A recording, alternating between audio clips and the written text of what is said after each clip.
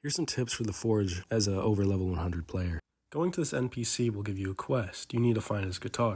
The guitar is in a hidden area in the cave. And going down, you need to go to the left side and head to some plants. Under the plants, you'll find a hidden area with a skeleton, which you can talk to, but there's no real purpose, and his guitar on the right.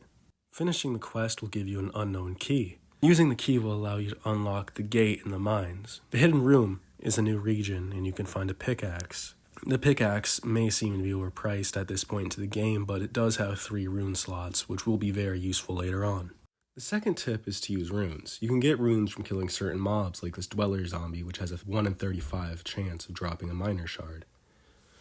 When choosing the rune to put on your pickaxe, make sure to inspect the abilities to find out which one has the highest percents, and also if any have 2 effects. The higher level your pickaxe is, the higher the cost it will take you to apply the rune. Instead of selling your ores directly, it's much more efficient to instead put them into a piece of heavy armor. So by me crafting this chest plate instead of selling it, I made almost twice as much, only spending a little bit of time on it. If you go in the enemy section of your index, you can find out the drop rate of certain items, such as runes, which can be very useful, as well as other stats like the amount of gold they would give you and their average health, as well as getting XP.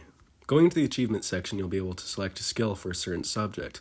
My favorite being the luck skill, because it's dependent on how many hours you have played, meaning being AFK is extremely OP in this scenario, boosting your luck significantly.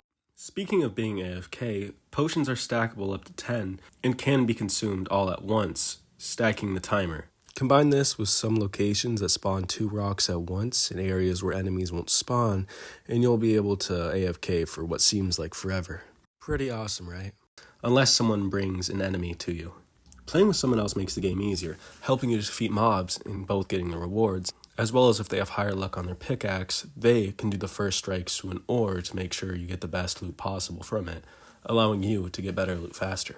For what's probably the best tip I have in this video, going to the starter town and purchasing the bronze pickaxe will allow you to equip it and then sell your old pickaxe, or well, the pickaxe you were using, to Woe, or whatever his name, I'm not sure.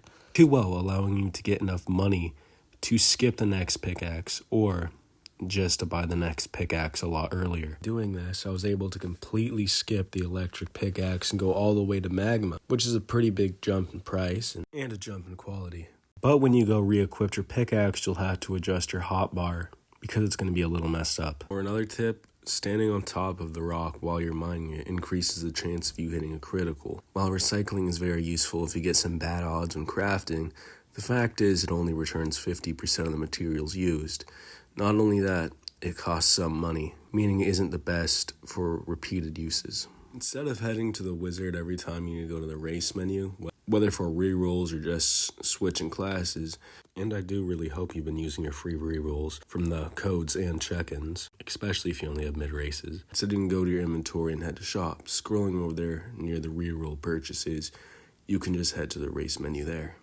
You can get a 12% discount on literally everything you buy. As seen with me purchasing these 10 potions before and after. This is possible if for one of your races you choose the goblin.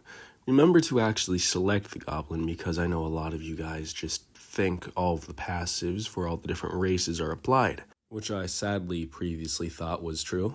So it's always good to have a goblin as one of your 3 slots and using it whenever you need to purchase something such as potions and pickaxes during the later levels. If you're dealing with a problem that your gear is trash, you can always just run past every enemy.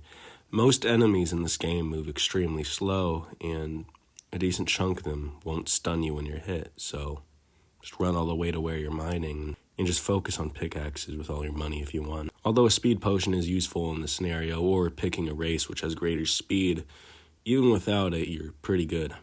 Getting out of the mines is even easier than getting in there. All you do is have to click respawn, wait 5 seconds, and even your potion effects will still stay there. No real cost, nothing to lose, and it's fast.